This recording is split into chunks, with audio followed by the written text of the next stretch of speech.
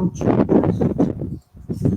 e avaliação psicológica, instrumento ou serviço de apoio. Então,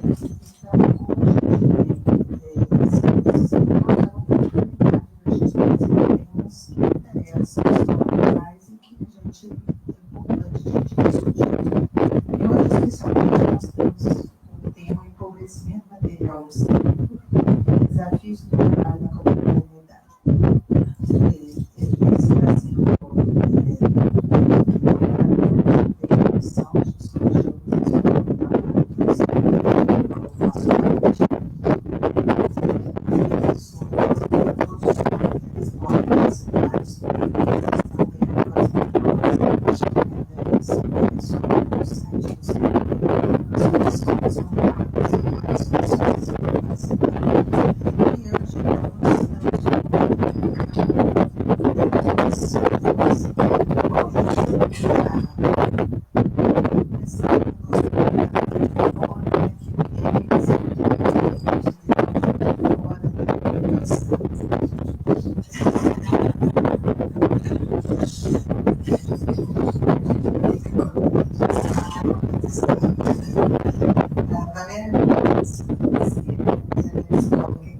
psicanalista e doutorando em psicanalista, docente titular do curso de formação de psicanalista da Sobrado de Juiz de Fora, Minas Gerais, membro do Instituto de Formação de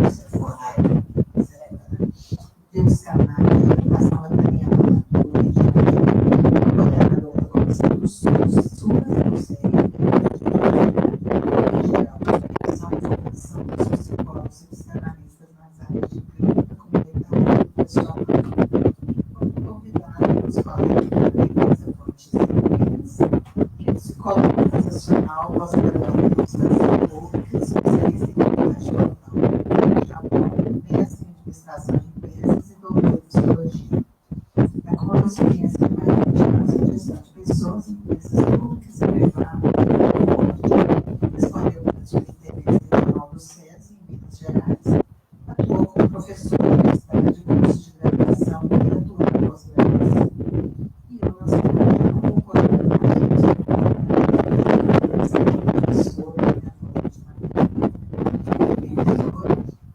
de estágio de pesquisa nessa área.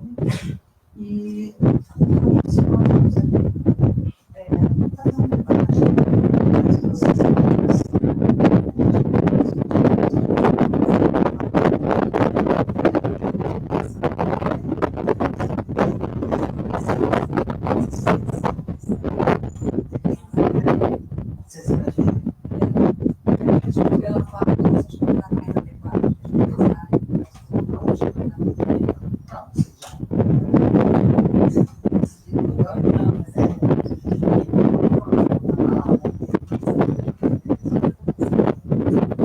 Boa noite a todos. Muito obrigada, né? A gente agradeço a Matéria também pela parceria nessa atividade. E muito obrigada aos seis alunos que estão aqui. Muito prazer em encontrá-los, né? E aos demais colegas. Nossa, gente, para conversar com vocês, uma coisa da minha vivência, da minha experiência, da minha formação, é diferente disso. Muito mais pergunta e resposta tem hoje. Como falei, há 20 anos, em grandes empresas, trabalhei com voluntarismo há muito tempo. Sempre gostei muito do que fiz e procurava desenvolver as pessoas, mas vivenciei muita coisa nessas últimas décadas em termos de transformação do trabalho. E hoje tem algumas perguntas e algumas inquietações que provavelmente vocês também compartilham. Então, foi dentro dessa linha que eu pensei da gente estar conversando. Eu trouxe uma referência, né, para eu poder colocar. Então, pegando aqui algumas questões da perspectiva da psicologia sócio-histórica, né, todos nós sabemos que o homem, desde que ele nasce, se constitui como um sujeito ativo, um sujeito social e um sujeito histórico, que é capaz de transformar o seu ambiente social e cultural. E na medida que ele transforma esse mundo, o mundo também o transforma, né? E a gente... E a partir dessa atividade de transformação, é que a subjetividade do homem vai sendo constituída e constantemente transformada. Homem e mundo, então, se relacionam permanentemente nesse processo, ambos se transformam. Esse é um conceito que vocês já passaram pela universidade, já fica cansado de ver, né? Então, a gente pode, como a gente está falando de empobrecimento material e psíquico, né, a gente está entendendo que a psicologia nos coloca que essa objetividade e essa subjetividade, elas fazem parte do mesmo processo. Na medida que elas fazem parte do mesmo processo, eu acho que cabe a gente buscar aqui uma referência que foi publicada na semana passada, quarta-feira da semana passada, vocês devem ter acompanhado, tanto todos os jornais, televisão e jornal escrito, internet, né, divulgaram alguns dados que eu achei interessante a gente começar a colocá-los, né? Até por isso eu conversei com a Valéria, porque a gente não dá aqui para a gente falar tudo que a gente gostaria, o que a gente acha que seria importante, né? Então, saiu uma matéria falando dessa questão da precarização do trabalho, que faz a concentração de renda disparar no Brasil, né? O IBGE soltou essa pesquisa, e a gente sabe, né, pelos resultados da pesquisa, e por várias pesquisas que foram sendo feitas ao longo de muitos anos, né, que poucos detêm muito, e muitos detêm pouco, né? Havendo, assim, realmente um abismo entre a pobreza e a riqueza. Nessa última quarta-feira, então, foi divulgado que 10% mais rico tem mais de 80% do que os mais pobres. Então, assim, a gente pega algumas fotos e fala, a gente fica imaginando, né, como é que é o desafio de trabalho na contemporaneidade de um quadro que a gente está vendo tanta miséria, tanta pobreza, né? Então, mexendo na internet, você vê que tem até caricatura dessa desigualdade social, né? As pessoas desenham a desigualdade social, mas pior do que o desenho é que, se você procurar, você vê fotos, né, que retratam exatamente aquilo que a caricatura estava mostrando. É dentro desse contexto que eu pensei o que eu posso falar sobre empobrecimento material e psíquico e o trabalho na contemporaneidade. Se a gente for pegar, né, historicamente, a psicologia ela atuou muito no início, né, lá no século XX. No início do século XX, a gente falava, quando eu estudei psicologia, a gente falava do homem certo para a pessoa certa, né? A gente custou a reformular esse conceito, falar o que é ser certo e o que é lugar certo, né? Porque as coisas começaram a ficar tão mutáveis que eu lembro que eu me falava isso, não, esse é conceito, mas isso hoje em dia não permanece. Então, depois da década de 30, a psicologia social veio com um trabalho mais abrangente, um trabalho mais de desenvolvimento, né? E nessa época a gente já começava a falar em motivação e satisfação no trabalho, de ter uma gama enorme de trabalhos, né, de treinamento, desenvolvimento, que eram relacionados a isso. Começamos a estudar clima, cultura organizacional, analisar os fatores psíquicos que influíam na produtividade dos trabalhadores. Começamos a ver aquela prática psicológica, né, no dentro do trabalho, querendo equilíbrio, harmonia, cooperação, tudo isso era muito trabalhado dentro das organizações.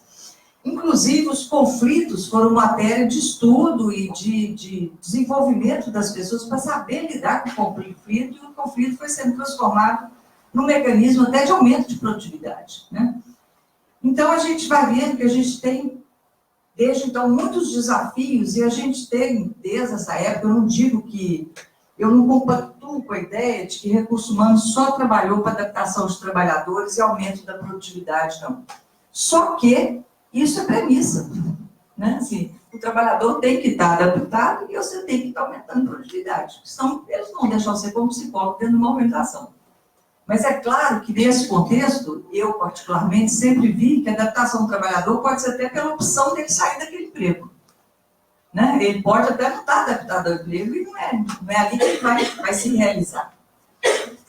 Então, avançando nisso, para a gente voltar para o nosso foco, para o referência dos novos pontos de subjetivação dos trabalhadores, nesse contexto atual do trabalho, a gente vai vendo que as implicações, nós estamos passando, né, já há um tempo, de uma situação relativa de segurança dos direitos que a gente adquiriu ao longo de muitos anos, para um estado de completa insegurança e falta de referência.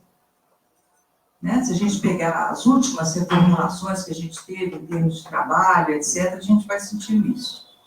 Então, aqui eu posso citar as introduções, as transformações produzidas no contexto laboral, a exacerbação do individualismo, perda da crença nas formas coletivas de resistência, consumismo que rege a vida cotidiana. Então, só estou falando de um panorama, né? E essa sensação de desesperança que a gente está vivendo, reforçando, então, um comportamento de submissão dentro das organizações, já que eu não tenho trabalho, não tenho outra possibilidade, não tenho isso, então eu vou me conformando e isso vai gerando doenças relacionadas ao trabalho. Então, a gente vai vendo que a gente passou, né, daquele modelo taylorista, fordista, para uma administração mais flexível. Vamos transitando agora para as formas precarizadas do trabalho e até trabalhos considerados como escravo hoje em dia e o trabalho informal, que também dá um outro foco, né, para a gente conversar. Então, eu particularmente, acho que posso trazer para vocês como contribuição a minha experiência, né, desculpa que eu não fui abrir, porque dentro da minha experiência eu citaria aqui, para a gente conversar, esses 5 temas que a gente poderia falar dos desafios do trabalho na contemporaneidade. Né? Primeiro, a gente começaria falando da inovação tecnológica que nos abarcou desde a época de 90. Né? Então, nessa inovação tecnológica, eu tive a oportunidade de vivenciar muita coisa assim, que marcou muito a minha formação. Né? Eliminação, por exemplo, de um posto de trabalho. Eu estava dentro de uma grande empresa e, por exemplo, a gente tinha 300 e tantas pessoas que a função delas era ser, no informal a gente falava espia. Ele espiava uma garrafa de cerveja passar para ver se ela estava no nível e se ela tinha impureza. Passava-se 27 mil garrafas por minuto. E o ser humano está lá olhando aquela garrafinha, que eu acho que as 3 primeiras ele devia olhar, no final ele já não estava dando conta de nada. Nessa época, eu tive a oportunidade de estar implantando gestão pela qualidade dentro dessa organização. Então, a gente reunia com esse grupo à noite, aí fazia grupos de estudo para ver o que pode melhorar naquela função. Então, eu colocava uma almofadinha bonitinha lá para o cara sentar mais confortável. Aí eles falavam, vamos pôr tipo um visor, assim, para não pegar a luz, não pegar no olho da gente, a gente poder enxergar melhor. Então, assim, a gente fazia de tudo, mas a gente sabia que aquilo ali era um trabalho que realmente estava com os dias contados. Mas eu não sabia que o dia estava tão contado e que ia ser tão forte assim, né? Então, em um ano, essa empresa resolveu que 100% dos trabalhadores deveriam ter segundo grau completo. E eu, como gerente de desenvolvimento, falei, meu Deus, o que eu vou fazer? Então, a gente plantou a escola dentro da fábrica e começou isso. Então, eu fiquei fazendo as coisas, sempre pensando assim, o que tem de positivo nisso? Tem de positivo que o cara vai estudar, vai aprender e vamos ver o que vai dar. Então, assim, na verdade, gente, aquela área assim, no instantinho, ela acabou todinha. Chegou um computador com um cara que mexia no computador e aquelas máquinas todas automatizadas que aí realmente, se tinha alguma impureza ou estava fora do prumo, ela marcava. Então, assim, 300 e tantos empregos que foram perdidos. Né? Se pudesse contar detalhe, tinha mais.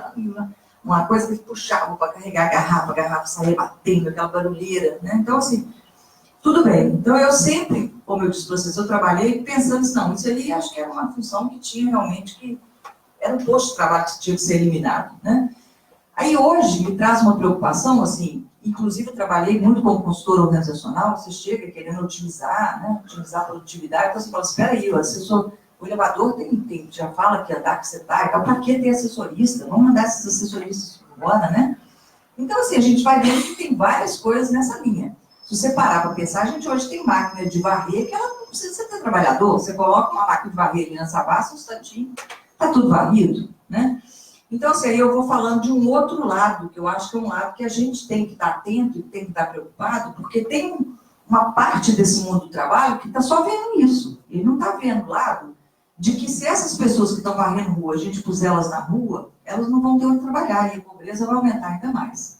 Né? Então, a gente vai vendo aí. Semana passada eu fui ao médico e o meu médico estava revoltado porque o Calil estava indo contra as empresas de transporte que tiraram os trocadores. Eu fiquei caladinha, né? Porque depois eu podia fazer o vacilo comigo, mas assim, imagina. Né? Na verdade, hoje eu vejo assim, realmente, a gente precisa desse trabalho. Ele fala, pois é, lá no primeiro mundo, claro, no primeiro mundo você não precisa de nada, precisa de tique, precisa de jeito, precisa de nada. Porque todo mundo é educado, todo mundo tem escolaridade suficiente para poder ter alguma colocação e etc. Então, acho que nessa área aí a gente tem um bocado de coisa para a gente pensar, né? Então, aí eu falei aí de uma exigência de escolaridade, porque se você não precisa mais de estar olhando, estar varrendo, você vai ter que ter escolaridade, pelo menos para mexer naquele computador da máquina que você vai varrer a rua. Né? Não adianta a pessoa não querer saber lidar com a tecnologia. Aí a gente viu o desaparecimento de um monte de função também no mundo do trabalho. Desapareceu, mas é muita, né? Então, assim, eu que sou um pouco mais retrógrada, né? Na minha época tinha datilógrafo. E acho que hoje em dia, a minha mãe, a gente crescia, a primeira coisa que ia fazer era um curso de datilografia. Hoje em dia, as crianças digitam no computador ou no celular, aliás, muito mais rápido que a gente com os 2 dedinhos, né? Do que eu lá na SPFG, né? Digitando. Então, a gente vai vendo que as funções estão desaparecendo. Então, acho que um papel nosso como psicólogo é perceber assim, que isso? Que função é essa que está desaparecendo? Na minha família tem muito jornalista. Antigamente você tinha um monte de revista, um monte de jornal. Isso está acabando, assim, está no finalzinho do finalzinho. Né? Porque está tudo na internet, está tudo virtual. Então, assim, são muitas as profissões que estão acabando. Né? E estão mudando, então... E aí a gente não tem muita ideia, né? Peraí, o que é? Então, a gente tem que estar muito antenado, muito atento para perceber isso. Aí, uma coisa que a gente foi percebendo também, aí eu estou dizendo dentro das organizações, era a alteração nas relações de poder. Na medida que as empresas deixaram de estar estruturadas, né, hierarquicamente, passaram a estar estruturada por processo, então, assim, o poder mudou muito de mão. Antigamente, na área financeira, as pessoas importantes. No almoxarifado ficava aquela pessoa que não deu para nada, eles escondiam dentro do almoxarifado, né? E aí, hoje, você vê que o almoxarifado é a área que todos os produtos chegam, tudo é cadastrado, tudo é alimentado no computador, então, se ali entrar um erro, vai erro para tudo quanto é o restante do processo todo, né? Então, eu acho que algumas coisas eu vou até pulando rápido, gente, senão eu vou querer ficar falando aqui até amanhã. Aí, a gente vai vendo hoje novos adoecimentos de trabalho. Em 2008, 2010, Dort estava uma febre disso. Eu trabalhava na Federação dos Indústrias como superintendente do SESI, tinha toda uma preocupação em cima disso. Então, a gente hoje não vê muito falar em Ler e Dort, mas a gente vê falar em síndrome do desfiladeiro cervical, você vê falar da fibromialgia, do túnel do carpo. Eu, a Denise, já operei os dois. Né? Então, assim, outras doenças estão saindo que vêm de toda essa tensão que a gente está vivendo, né? No mundo do trabalho. Aí, entrando numa outra mudança, numa outra vertente de mudança, a tal metodologia de gestão, né? Que os autores falam e que foi muito a minha experiência. Dentro da metodologia de gestão, eu já coloquei alguma coisa aqui, não vou ficar entrando tanto em detalhe, que seriam essas mudanças estruturais mesmo, sair de uma organização hierárquica, funcional, etc., para uma organização por processo de trabalho. Então, cada um no seu pedaço é responsável, isso muda completamente a relação de autoridade, de responsabilidade. Então, a interdependência das áreas muda, porque antes o cara estava ali isolado, eu fiz minha parte, passei para o outro, agora as áreas estão todas de uma forma integrada, né? Outra coisa que a gente viu na metodologia de gestão é a implantação de time virtual. Então, o gestor começou a lidar com isso. Tem gente que está lá no Canadá, tem outro que está aqui nos Estados Unidos, outro está aqui no Brasil, e ele está lidando com esse time para trazer resultado para a empresa, né? A gente foi vendo uma mudança na formação das pessoas. Antigamente, você tinha aquele cara que era super especialista em alguma coisa, e ele foi exigindo uma formação mais generalista, que conseguisse ser gestor, que conseguisse, né, lidar com essa nova realidade. Uma outra... Apaguei, né? Foi o seu, filho? Fui eu. Eu vou continuando aqui. Uma outra coisa que eu trabalhei, inclusive, na minha tese de doutorado, é a questão da desterritorialização do trabalhador também. A gente via muito, no trabalho antigo, às vezes tinha desterritorialização de um juiz, por exemplo, que hoje está numa região e amanhã vai para outra. Só que o juiz é um profissional que ele é muito solitário na função dele, até porque ele não pode estar compartilhando na sua região o que ele está pensando, o que ele está decidindo, né? Ele é uma autoridade ali daquela cidade e ele é fica meio sozinho, assim, do ponto de vista de integração com ele, não sai contando o que ele está fazendo. Agora, fora isso, o que as grandes organizações passaram a fazer? Hoje em dia tem a questão da transferência. A pessoa fica em determinado lugar, tempo no lugar, é transferido para outro lugar. né? E aí, desde Pagés já escreveu isso lá na década de 90, que na hora que você desterritorializa aquela pessoa, ela deixa para trás as raízes, ela deixa, muitas vezes, família, ela deixa tudo que estava segurando ela naquele território e vai completamente sozinho e livre para pensar sobre o seu trabalho, e dedicar completamente ao seu trabalho, né?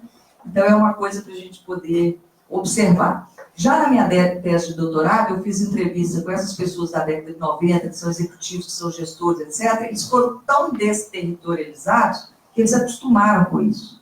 Então, hoje, eles sentem falta disso. Eles não aguentam mais ficar parados no lugar, eles querem ir para outra, querem desenvolver para outra. Então, a gente está falando das influências no processo de subjetivação, né? E o comprometimento, esse comprometimento também com metas, objetivos, foi outra coisa que a gente viu entrar fortemente no mundo do trabalho e que está influenciando aí, todo mundo está correndo atrás, etc, né? Dentro ainda de metodologia de gestão, passando um pouco mais rápido, então a gente viu o estímulo à competitividade entre os pares, a gente vê hoje, né, as empresas implantando meritocracia, então a gente tem muita competitividade entre os pares, aí começa a exacerbar o individualismo, cada um querendo aparecer mais do que o outro, né? Paralelo a isso, a gente ainda vê uma ameaça de desemprego, né, para todo mundo. Quem está trabalhando já está com medo do que vai acontecer no seu trabalho, né? A maioria dos jovens que eu conheço, né, estão buscando ter ajuda nessa linha de falar o que eu vou fazer da minha carreira, para onde que eu vou, né? E com todo esse sentimento de segurança em relação ao seu futuro e ainda uma falta de perspectiva na busca de uma saída coletiva, porque hoje em dia os sindicatos estão completamente fragilizados, completamente, inclusive saiu a lei que você não precisava mais nem pagar sindicato. Então isso aí você desmobiliza, né, toda uma força de resistência para poder proteger o trabalhador. Continuando aqui na minha proposta de falar de alguns temas, né, acho que é importante a gente ressaltar também as relações e contratos variados que existem de trabalho, né? A gente hoje sabe, sempre teve, né, a questão do funcionalismo público e a gente tinha muito empregado do setor privado. Dentro desse quadro do empregado do setor privado, a gente tinha, que a gente pode chamar de um emprego formal, carteira assinada, etc, né? Dentro dessa proposta de carteira assinada, a gente convivia também com o trabalho temporário. Então, tinha algumas empresas, não estou chegando Natal, contrata temporariamente, só para poder atender o Natal e etc. A gente, dentro das organizações na década de 90, começou a viver com os processos de terceirização, que aí as empresas queriam baixar custos, terceirizavam alguns serviços, né? No início, de uma forma muito precária, depois as próprias empresas terceirizadas começaram a crescer e a desenvolver e começaram a ter uma vida própria enquanto empresa, né? Uma cultura enquanto organização. E aí, hoje, começa a me preocupar que em 2017 a gente entrou com um trabalho intermitente, né? O que é o trabalho intermitente? Você contrata a pessoa quantos dias você quiser, quantas horas você quiser, paga pela pessoa que for trabalhar. Então, o discurso, né, do patrão é no sentido de que isso é ótimo. A pessoa pode ter mais de um emprego, ela pode ter carteira assinada com mais de um empregador. Claro, não estou descontando, ok, né? Mas, por outro lado, essa pessoa tem o seu fundo de garantia, o seu 13º, tudo prejudicado em função dessas horas só que são pagas pelo trabalho, né? E aí a gente entra também com a questão do trabalho informal, né, que eu acho que hoje é uma coisa que a gente tem que parar para pensar um pouco. Tem todo um estímulo, né, do ponto de vista de desenvolvimento de pessoas, que o empreendedorismo é o máximo, né? Você ser empreendedor, você é dono do seu próprio negócio. Realmente, é um espetáculo, né? Agora, todos nós que somos donos do próprio negócio sabemos que a gente é dono, mas quem manda é o cliente. Se ele não te chamar, se ele te chamar para trabalhar no Natal, você está trabalhando no Natal. Se ele te chamar para trabalhar no Réveillon, você está trabalhando no Réveillon, né? E essa semana um rapaz escreveu na Carta Capital que ele viu um cara vendendo pano de prato escrito assim: não me envergonhe, sou empreendedor.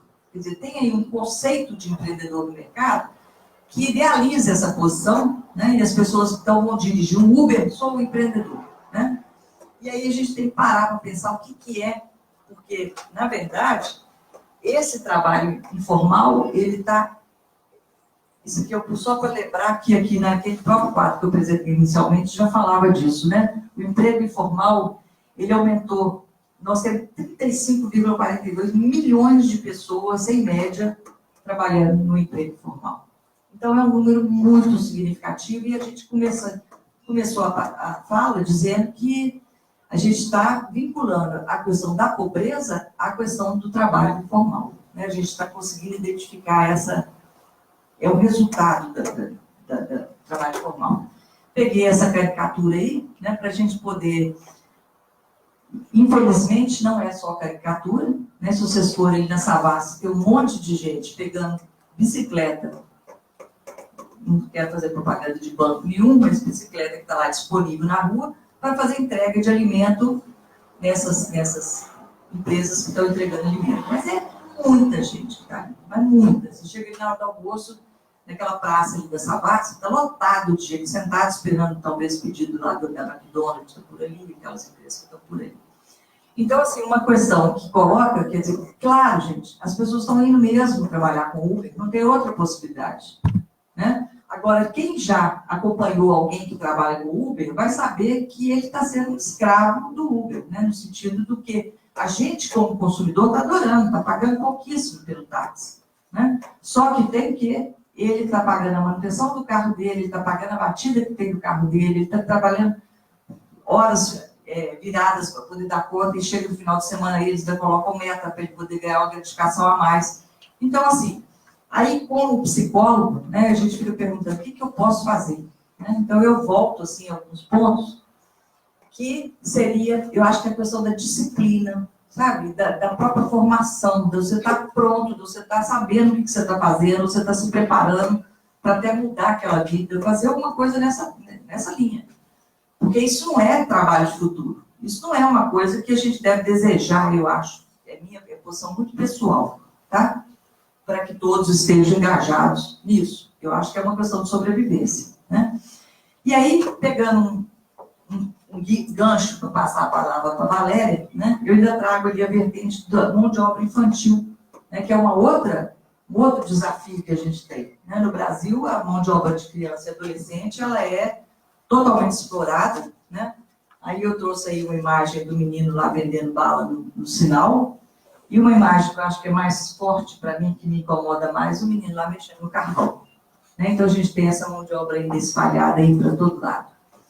E ainda uma outra vertente seria a desigualdade que a gente tem, que foi citada lá na pesquisa também no início, né? De que os brancos recebem muito mais do que os negros. Então, a gente tem uma desigualdade tanto de raça quanto de gênero, que permanece por anos a fio, né?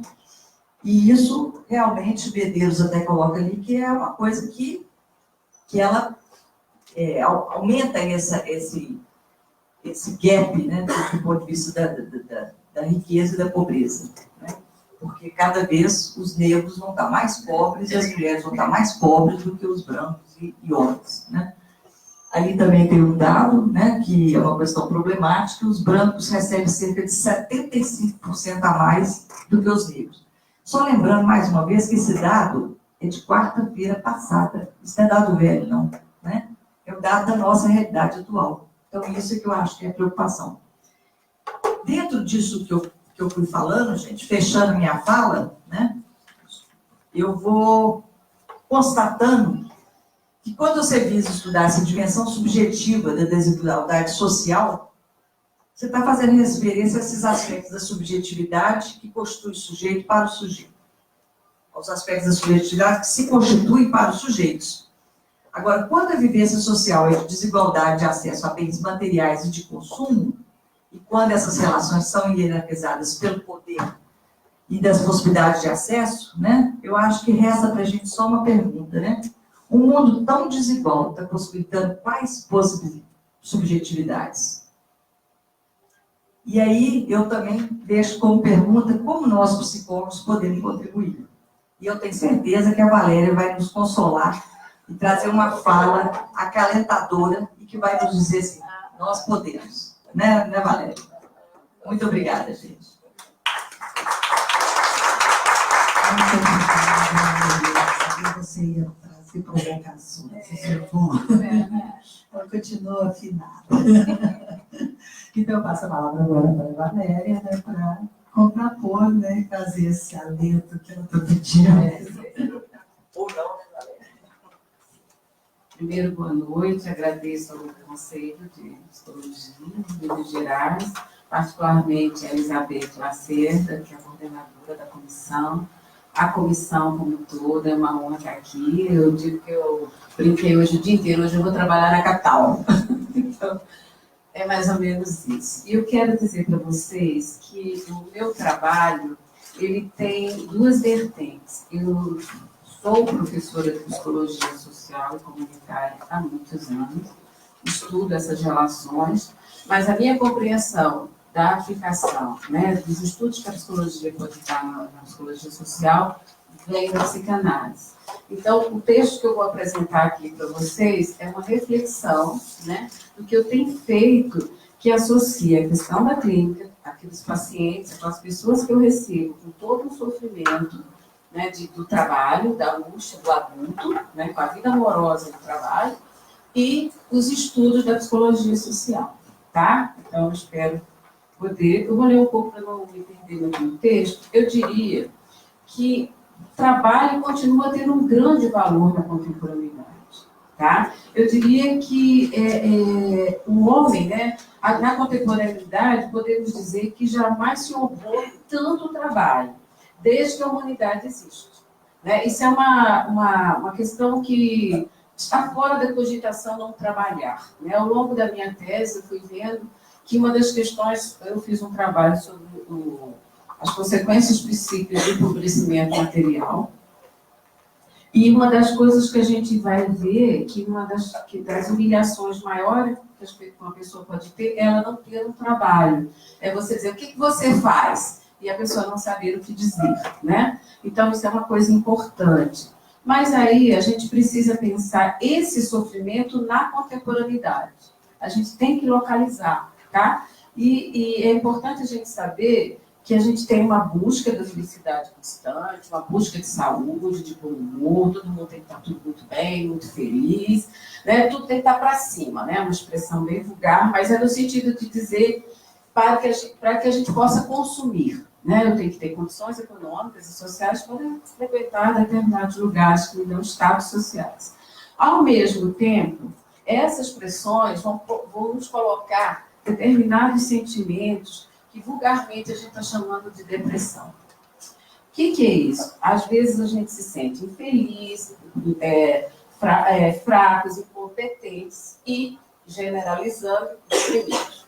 Bom, nós somos técnicos, então a gente não pode ouvir esse tipo de expressão sem fazer um questionamento de como as pessoas estão usando esse vocabulário. A gente também tem um problema grave que precisa ser alertado, que a indústria farmacêutica tem alimentado muito isso. Então, você toma remédio para dormir, toma remédio para acordar, né? Você tem toda uma série de elementos, de práticas sociais, no sentido de que você tem que ser feliz, né? Esse é o dito, o dever de ser feliz, de gozar, de ter prazer, de ser bem-sucedido. E quem não está nessa, está muito triste, ou vulgarmente falado, deprimido. Então, eu queria de imediato dizer que mesmo quando a gente está em grandes empresas, com grande número de pessoas, e que a gente precisa pensar psicologia de grupo, acho, particularmente, que a relação do sujeito com o trabalho, ela é singular. Então, eu penso que, assim, isso é uma questão que vem da minha experiência clínica, que é muito interessante você perguntar o que é o conceito do trabalho para cada pessoa e como ela vivencia isso, né? Isso quer dizer para vocês que isso é importante na nossa época, porque a Melissa falou disso, eu vou só dizer que, atualmente, os transtornos mentais já estão no ranking das 10 principais doenças, né, que levam as pessoas a terem licenças e afastamento. E chama-se depressão, depois ansiedade, síndrome do pânico, burnout, essas coisas assim. Mas as primeiras são sofrimentos ainda no corpo, né? São as dores de ombro, coluna, né? Essas coisas do pulso. E tornozelos joelho, né, e o principal é coluna. E isso aí me fez uma pergunta que eu digo, bom, onde é que a gente põe nossas tensões, né? Geralmente é na coluna mesmo. Então, a gente não pode descartar que não importa se a depressão está em 10º lugar, enquanto causa de licença e afastamento, tá, gente? Oficialmente. Então, isso é uma questão importante da contemporaneidade, tamanho o número de pessoas que vêm. Atualmente é considerado, eu achei bem curioso isso, de que é quase a 13ª, está em 3º lugar a lista de pagamento de benefícios. Olha só, o número de pessoas que estão crise de pânico, etc. Pois bem, isso tudo para dizer para vocês que essa questão é porque é trabalhador que é deprimido, é porque a gente ficou adulto que ficou deprimido? Não sei. Né? O que a psicanálise vai contribuir nesse trabalho, nesse ajuda? Primeiro, a gente tem que pensar historicamente que a gente viveu, desde a entrada lá na modernidade, uma grande virada. A gente tinha um modelo de sociedade que funcionava pela via da tradição, do senso comum e da religião, né, que está orientada. À medida que a ciência avança, algumas pessoas, que não são todas, vão acessar o conhecimento científico, mas ainda é a minoria. Porque dentro do grupo que acessa o conhecimento científico, a gente vai ter que pensar aonde a ciência faz efeito nas pessoas. A grande maioria, isso é uma questão da minha tese, a grande maioria dos brasileiros ainda são orientados pelo senso comum, pela tradição familiar e pelas religiões. Logo, a ciência faz muito pouco efeito. Entende? Na hora que o bicho pega mesmo, a gente apela para a religião, e isso é uma coisa de estudos da antropologia. Então, está lá os estudos, essas questões da sociologia e da antropologia que afirmam isso sobre a população brasileira. Isso é importante para nós muito, porque eu posso ter um cara que lida com a noite, que faz show, mas ele reza na hora de dormir, reza na hora do almoço, tem um ritual de orações. Eu digo, bom, eu tenho que entender como é que funciona a cabeça desse sujeito quando ele contrata uma pessoa, quando ele manda alguém embora, né, quando ele briga com o funcionário. É essa subjetividade que eu acho que é uma contribuição que eu posso trazer para vocês. Então, a psicanálise vai discutir. A psicanálise nasce com a modernidade, com a ciência, e ela vai dar conta desse sujeito, desse tanto do sujeito que ficou excluído. Porque a ciência só quer saber da objetividade, né? Do racional. E quem vai dar conta dos afetos, das dores, das angústias? Bom, a psicologia tenta, mas ela como está no campo da ciência, e a gente viu que a psicanálise, desde então, vem acolhendo quem a procura esse sofrimento psíquico, decorrente dessa experiência de ser civilizado, de estar no mundo, né, produzindo, e ao mesmo tempo com esse sentimento antagônico de que eu tenho minha fé religiosa, né, eu tenho as tradições da minha família, eu crio meus filhos como eu fui criada, né, eu repito modelos e nem sei por que eu faço isso. Então, essa é uma contradição que eu acho que implode, mas principalmente quem trabalha com tecnologia, com ciência de ponta, porque o sujeito fica literalmente dividido. Eu acho que é isso que tem levado essas pessoas ao sofrimento. Então, a Maria Rita Kell, ela escreveu um texto sobre a questão da depressão, que ela usa uma expressão que eu gosto muito. Ela vai dizer que a depressão é um sintoma social. É um sintoma de desadaptação social. As pessoas não estão conseguindo, né, articular a sua subjetividade com essa praticidade, particularmente que a ciência e a tecnologia exigem. A maioria das pessoas vivem esses impasses. Eu espero estar conseguindo. Então, o que a gente tem no cotidiano? Trabalhadores ameaçados, né, entristecidos, sofridos, vivendo esse sofrimento de forma isolada, solitária, porque ele não pode contar para o colega, porque pode ser que o colega o traia e leve isso para o chefe, ele perca o emprego. Ele está ameaçado porque ele tem uma família para dar conta, porque ele tem os amigos para, mostrar, né, tem status social, enfim. Então, você tem uma geração de deprimidos, que a gente associa com essas questões da contemporaneidade, que é o sujeito, ao mesmo tempo que quer dar conta desse status contemporâneo, que é o da felicidade, ele não faz mais, ele não consegue. Então, vamos para os antidepressivos, vamos para as práticas esportivas, vamos para o pânico, enfim, um monte de coisa que a gente vê por aí. Pois bem, rapidamente retomei Freud, porque o Freud tem uma frase maravilhosa, lá no Mal Estar da Civilização, que eu falo para todo jovem: ah, você sabe o que é ser adulto? Eu digo, é poder amar e trabalhar. É isso que é ser adulto. Né? Então, a gente tem esse projeto como adulto. Mas isso não é uma coisa qualquer.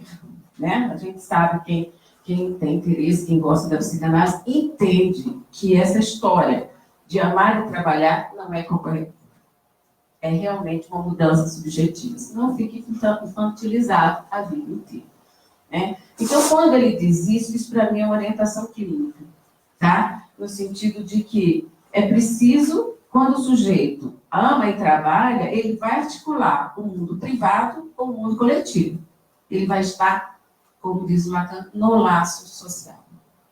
Né? Então, eu acho que o trabalho é fundamental nesse processo, né? Nessa articulação, na participação do sujeito na sociedade. Portanto, já estou dizendo para vocês que a gente não pode negar o valor do trabalho, né? E o quanto ele marca a nossa própria identidade. Portanto, é preciso pensar sempre que ele traz, sim, efeitos subjetivos a médio e a longo prazo, né? E que cada vez mais estão se tornando epidemias, porque, né, as pessoas acham que é assim mesmo, não tem jeito de fazer, a competição está aí, etc. Esses vocabulários que as pessoas usam. Então, quando eu pensei em estudar quem era essa população que não suportou, porque se hoje em dia a gente diz que existe 1% da população mundial, né, que são os grandes milionários da humanidade, estou falando só para 20% mais ou menos que trabalha para eles, que somos nós, classe média, trabalhadores em geral, existe quase 80% que está fora do sistema, que não suportou. E aí eu queria saber o limite. Por isso que eu fui trabalhar na minha tese, para pensar por que o sujeito desiste de viver o sistema capitalista, qual é a saída que ele vai fazer para ele. E uma das coisas que eu fui vendo, ao longo que eu fui construindo isso, foi num texto do Freud. Estudei muito o que o Freud falava sobre a pobreza, muito, fui ler assim, e fui pegando os casos clínicos dele. Mas ele faz uma relação que, para mim, foi fundamental, que a pobreza material tem uma relação direta com os processos civilizatórios, ou seja, quando eu estou verificando a capacidade do sujeito de simbolizar e produzir no mundo, eu também estou verificando, né, a questão do quanto ele tem uma capacidade subjetiva de nomear as experiências que ele vive.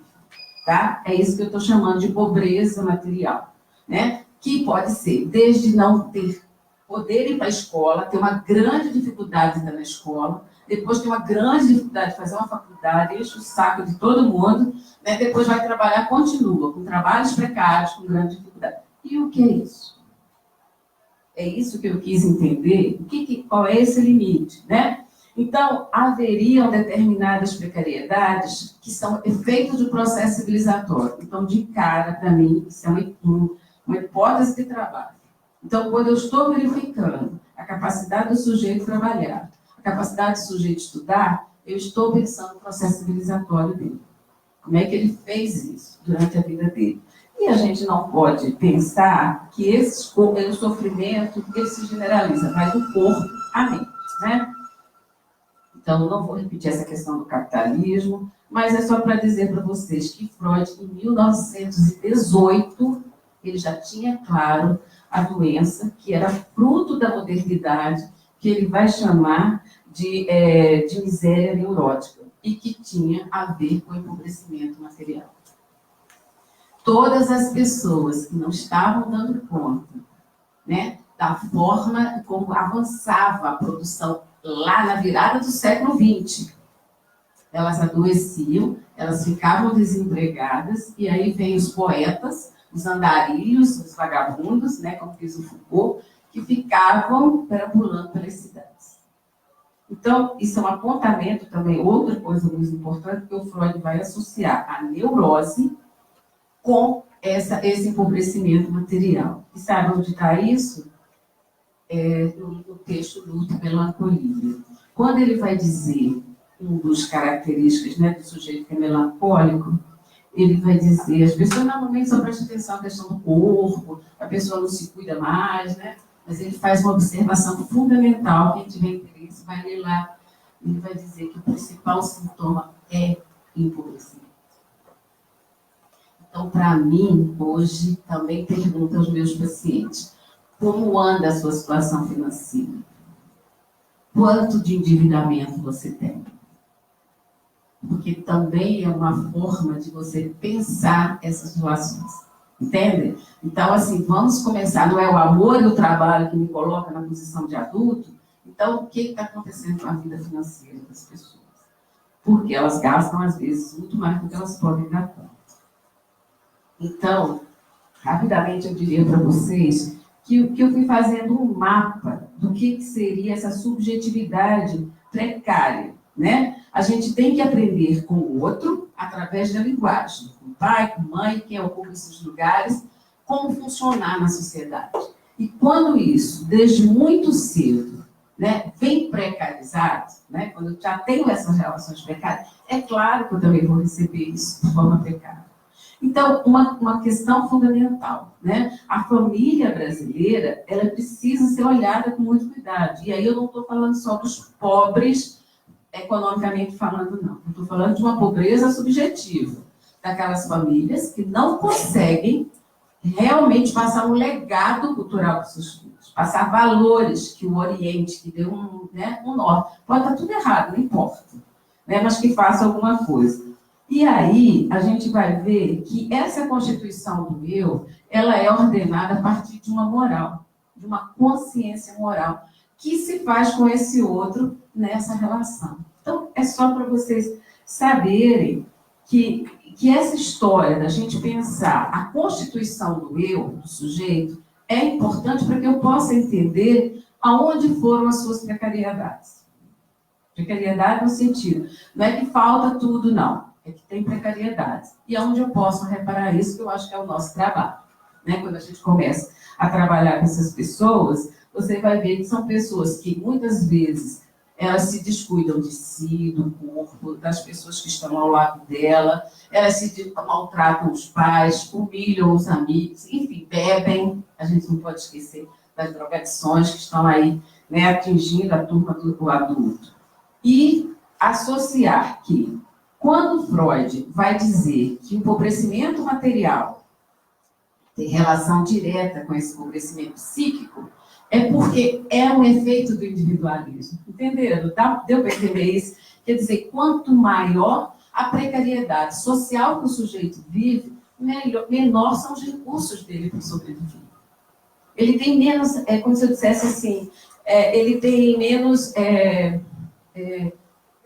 recursos, né, para trabalhar sua própria subjetividade.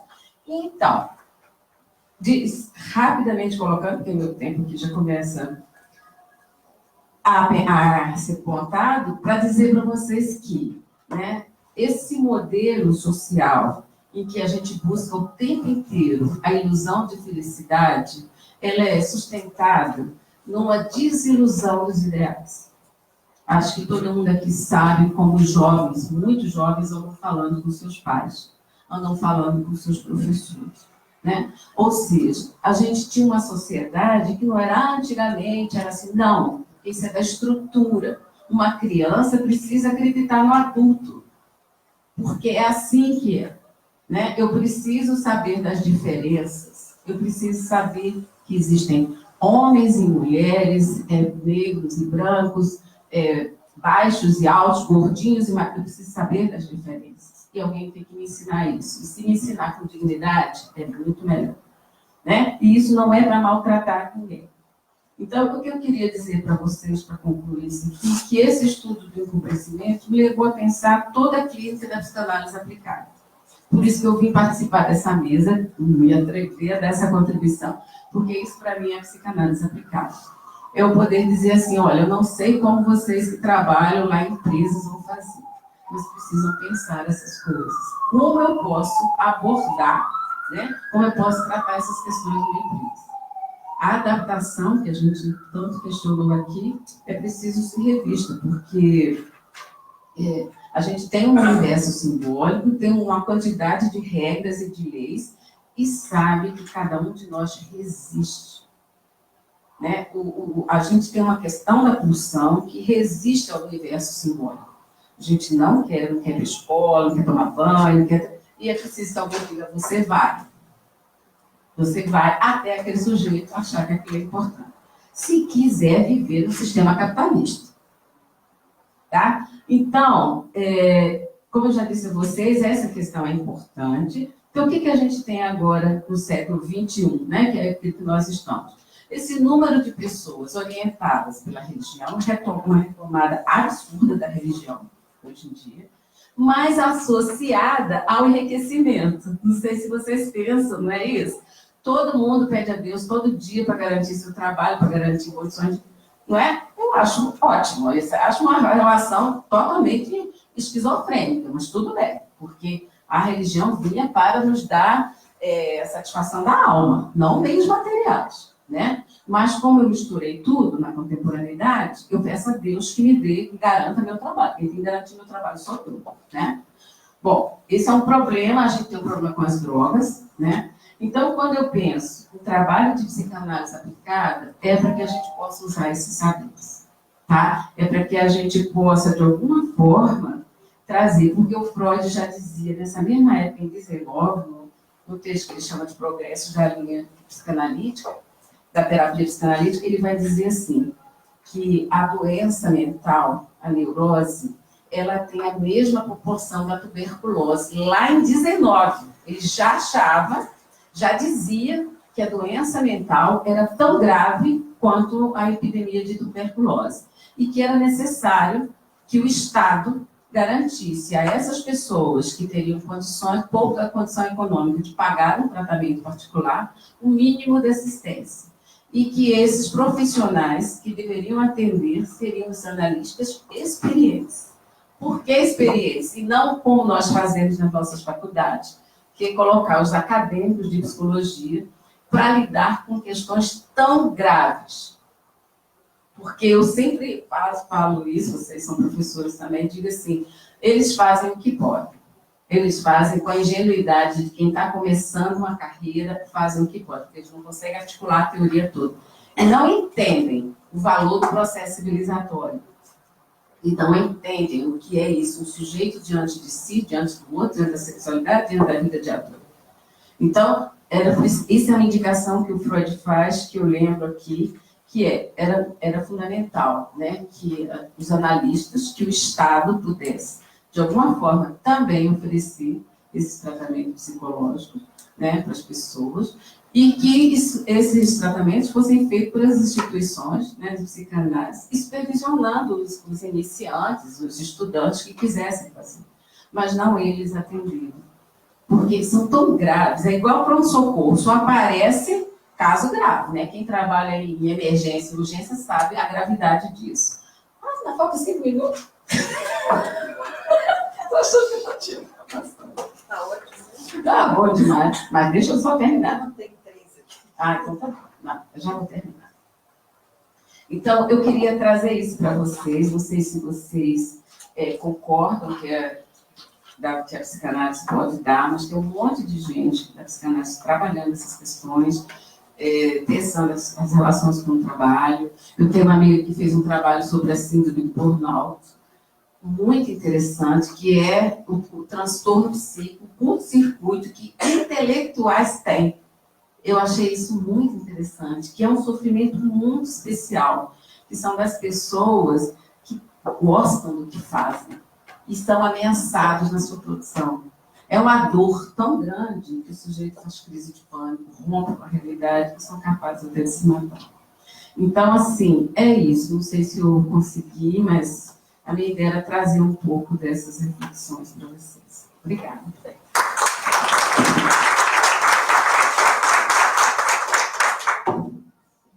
Está muito bom hoje, né? Porque as questões são importantíssimas e pertinentes. E só antes de abrir para as pessoas perguntarem, eu queria colocar umas duas questões aqui que eu queria pensar aqui.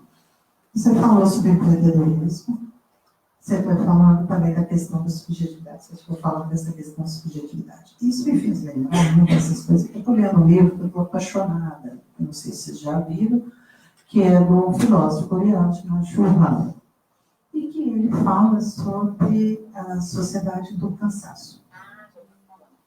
E ele falou uma coisa que, à medida que você foi falando, e é exatamente isso. Ele traz que nós não estamos mais na sociedade do disciplinar do Foucault, em que prevalecia nessa época, inclusive, era o superego, você deve, que você estava falando aqui, é uma questão da obediência, e a questão do espera. E ele vai colocar uma coisa que eu acho que também fundamenta essas questões que você está trazendo também, essa cobrança, eu tenho que ser um empreendedor, eu tenho que ser um bom, e aí ele vai falando que o resultado, que na verdade nós saímos da sociedade disciplinar, e estamos agora na sociedade do desempenho. E essa que é a grande diferença para ele, porque na sociedade disciplinar, o outro é que me cobrava. Eu tinha que prestar conta ao outro. E agora não. O outro sou eu. Eu cobro de mim mesmo. Eu tenho que... eu sou o meu algoz e a minha vítima. Eu sou os dois. Então, quando eu cobro, a quem que eu vou cobrar? Eu tenho que ser o melhor. Eu tenho que ser o melhor desempenho. Eu tenho que ser um empreendedor que tem sucesso. E eu achei muito engraçado. Um dia desse, uma pessoa conhecida perguntou assim, eu perguntar, não sei, aqui um dia quando você pergunta esses meninos, eu mais jovem, mas o que eles querem ser quando crescer? Eles falam, eu quero ser rico e ser celebridade. Alô? Como é que é isso, né? E você consegue isso para mim? Como é que você pode ser assim? E isso tem a ver com isso, essa questão do desempenho. Se eu não for rico, o que eu faço não tiver isso que eu falo, a sociedade do espetáculo, né? O Bema já falou isso há muitos anos, né? Da sociedade do espetáculo. Se você não é um lindo, maravilhoso, perfeito, corpo lindo, um que tem sucesso, né? Se você não é essa celebridade, o efeito disso são essas doenças psíquicas. Então, ele vai falando disso, que como eu não posso fugir de mim mesmo, tem um momento que eu vou ter que me matar também. Então, por que acontece mais suicídios, inclusive? Porque uma hora, assim, aqui quando o chefe cobrava, eu pedi demissão, sabe? Não é? Como você falou, né?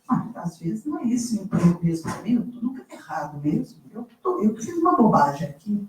Né? Então, ter essa questão da subjetividade, você pensar o que é bom para mim, que aí não está tendo esse espaço. O que vocês acham disso, dessa questão? Eu queria, Maria, colocar, né? Eu achei assim, super pertinente as duas questões. Eu acho interessante você colocar essa questão, porque a Valéria falou muito, né? Assim, o trabalho tem um significado para cada pessoa, né? E me remete a pensar que hoje em dia o homem está se transformando numa máquina, né? Uma máquina que tem que fazer tantas horas, quando você está falando de academia, para ficar desse jeito, etc. Mas a parte emocional afeta todo o mercado, né? Ainda nervoso o mercado, a bolsa subiu porque ela está nervosa. Você pode prestar atenção, toda a linguagem usada na área jornalística hoje é remeter todas as emoções que são do indivíduo para o mercado. E o indivíduo, aquela coisa prontinha, né? Só porque me ocorreu de chamar essa atenção também, né?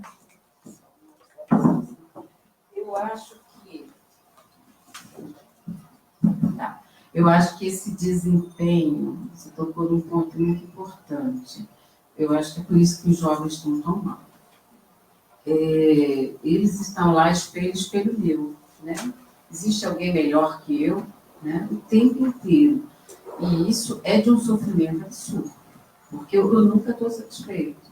Esses dias, um paciente médico me disse que entrou sexta-feira, saiu segunda-feira à noite. Eu falei, como assim? Eu dei 2 plantões, 2 hospitais. Sexta, preste atenção, sexta, dia inteiro, noite, sábado, noite, domingo, saiu terça-feira. Eu falei, como assim você faz uma coisa dessa? Mas eu preciso trabalhar. Por que você precisa trabalhar? E você trabalhou? Eu morreria de medo de estar na mão de uma pessoa que trabalha desse jeito, principalmente o médico. Eu não garanto o diagnóstico que ele anda fazendo. E ele ainda se acha o máximo de competência. Porque daqui a ele já tem um carro X, já comprou um apartamento X e agora vai fazer. Bom, haja trabalho. Já disse, ai meu Deus, isso vai me dar um trabalho, porque... Mas ele está fazendo crise de pânico. Não dá conta, é potência. Ninguém aguenta ficar, né? Essa coisa da potência é o cansaço, né? É o esgotamento do sujeito. Então, é isso. E não esqueçam que a gente está com um problema muito sério, que são as drogadições e o suicídio, né? As tentativas de suicídio, muito mais do que os suicídios bem-sucedidos, né? Quando leva à morte, está sendo um problema muito grave. A gente tem um monte de sujeito que nem morrer consegue. E aí fica o pior ainda. Porque o sentimento de fracasso só aumenta, nem com morrer eu consigo. Então, é eles que estão aí no mundo, humilhados, nesse movimento que você está falando, de um cansaço da existência. Sabe?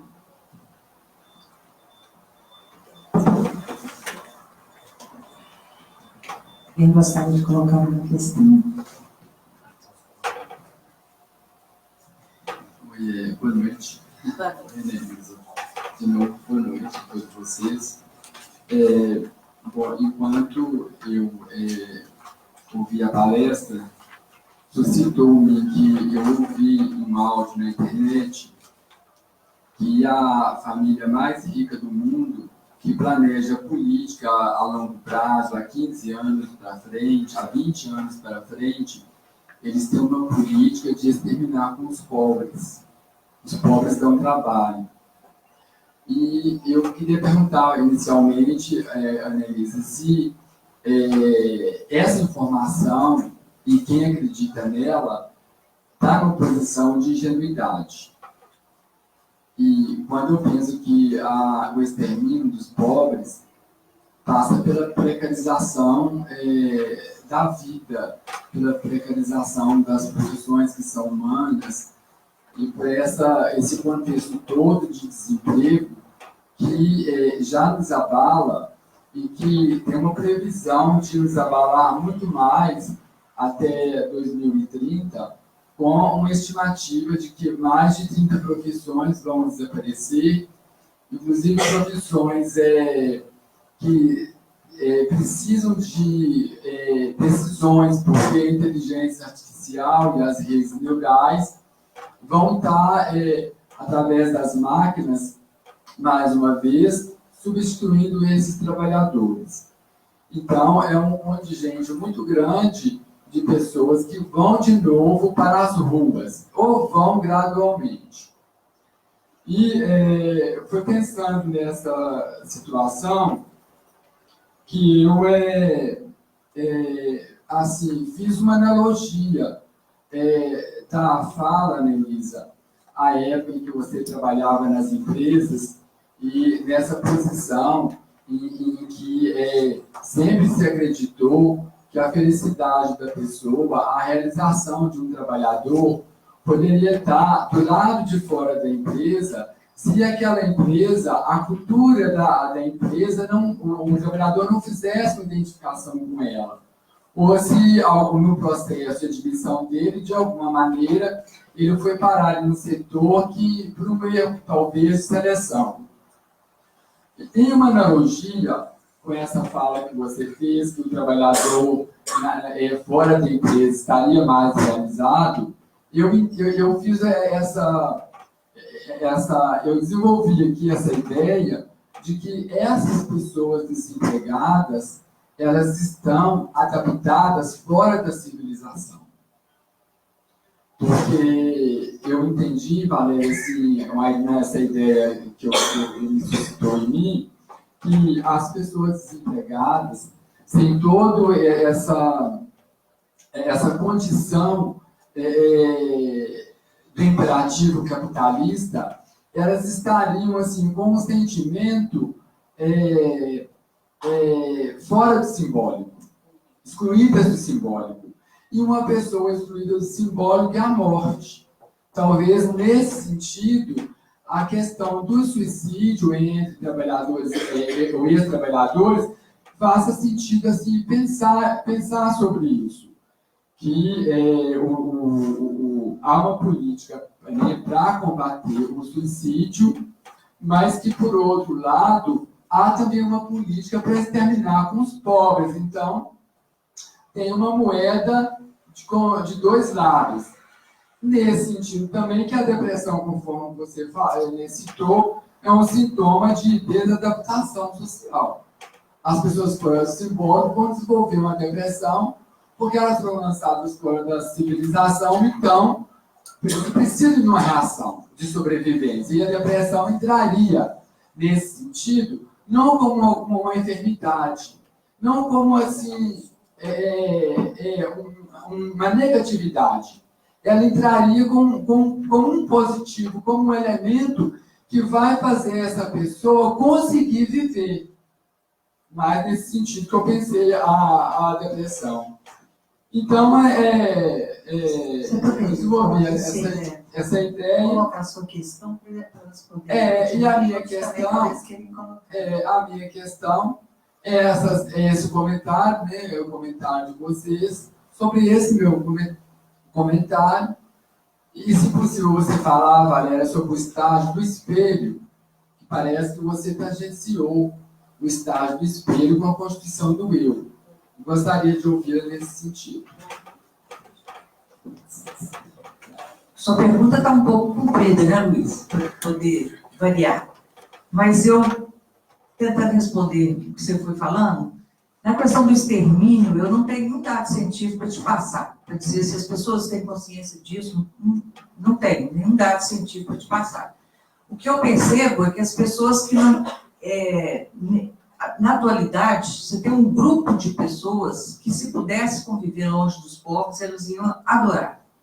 Infelizmente, eu sinto isso, né? Quando a gente começou a viajar de avião, que o pobre entrava, não sabia direito onde colocava isso, onde fazia aquilo, etc., várias pessoas falavam, não, mas que saco esse povo, pelo amor, não sabe nem andar de avião. Então, você tem um desconforto, né? É como se a pessoa estivesse entrando no universo que era só dela. Então, aí eu não sei te dizer se eles vão querer exterminar, se vão querer falar, mas eu percebo hoje, aí, entrando numa outra seara que não é própria, mas que as pessoas estão com muita dificuldade de dialogar. Né? Assim, hoje, no Brasil, a gente está vivendo com dois lados. Ou você é de um lado, ou você é do outro. Se você falar de alguma questão social, você é PT. Se você não falar de questão social, você é do lado, né, da direita. Outra coisa, você falou na questão do trabalho. Primeiro, da identificação com o trabalho, né? Eu concordo plenamente com a Valéria. Assim, eu acho que o trabalho, quando a gente está no mundo que se transforma, a gente transforma, etc., ele nos ajuda muito na constituição da nossa subjetividade. Particularmente, eu posso falar da minha experiência pessoal, que um trabalho, né, assim, bem vivido, que eu gostava, e etc., isso me ajudou muito no meu crescimento como pessoa, como profissional, e etc. Tá? Agora, quando eu citei a questão de fora do trabalho, eu não estava dizendo fora do trabalho para sempre, não. Eu falei daquele trabalho. Não, pois é, mas eu acho que quando eu dizia para a pessoa, quem sabe aqui não é o seu lugar, mas não é que eu dizia para ela assim, peça atenção. Eu sempre dizia, vamos sentar aqui, vamos pensar, faz um planejamento, para você ver o que você realmente gosta, e na hora que você tiver certeza, começa a se candidatar, e sempre eu dava conselho, né, se é que conselho devia ser dado, a pessoa arruma um trabalho, depois você sai. Né? Sempre eu passava isso, não vai para a rua desempregado, vai ser mais difícil. Eu estava no mundo do trabalho, sabia que as pessoas que estavam desempregadas, elas já eram olhadas com olhos rixos, né? Quer dizer, a realidade mudou completamente, mas era assim, né? Então, eu só queria reforçar isso, quando eu falava aqui, era daquele trabalho. tá? E eu vou passar a bola para a Valéria para ela responder as outras pessoas. Como você chama? Tá, Luiz, né? Luiz, você está me possibilitando fazer uma pequena correção no que talvez eu não tenha deixado claro. Não acho que os pobres estão fora do processo civilizatório. Eu poderia dizer que o processo civilizatório que tem como marco o modelo capitalista. Aí você diz assim, mas nós estamos vivendo o capitalismo. Tá. O que a gente tem visto atualmente, na contemporaneidade, quem trabalha, que são, por exemplo, alguns processos chamados de economia solidária. Algumas pessoas, e aí eu volto na precariedade subjetiva, porque não é feio, não é vergonhoso ter menos renda do que outra. A desigualdade sempre existiu, isso é da humanidade. Porém, o que a gente questiona é quando a pessoa não tem o mínimo para viver, para ter uma vida digna, né? Uma comida para uma casa, o mínimo para viver. Então, quando eu chamo de civilização, é para dizer assim, esse processo está em todos nós, porque se eu não sou civilizado, eu sou o quê? Eu sou um animal? Eu sou um louco? Entende? Não, eu sou civilizado, porque eu preciso verificar quanto de processo civilizatório eu tenho. E o que eu preciso inovar ou fazer a mais. As pessoas que economicamente, agora a gente está falando de uma forma muito específica, que a grande maioria absoluta do mundo, não é só do Brasil, né? A grande maioria absoluta do mundo são de pessoas pobres. Isso quer dizer que existe alternativa de funcionamento, sim. Agora, para isso, eu preciso pensar essas alternativas. E eu não sei se nós estamos preparados para ajudar nisso. Eu trabalhei um tempão no Conselho de Assistência Social, que é exatamente que dá conta dessa população que está fora, né, que precisa de CRAS e CREAS, de assistência social. E a pergunta era, dá Bolsa Família, alimenta eles lá, ou ajuda a trazer para o mercado? Mas como trazer para o mercado?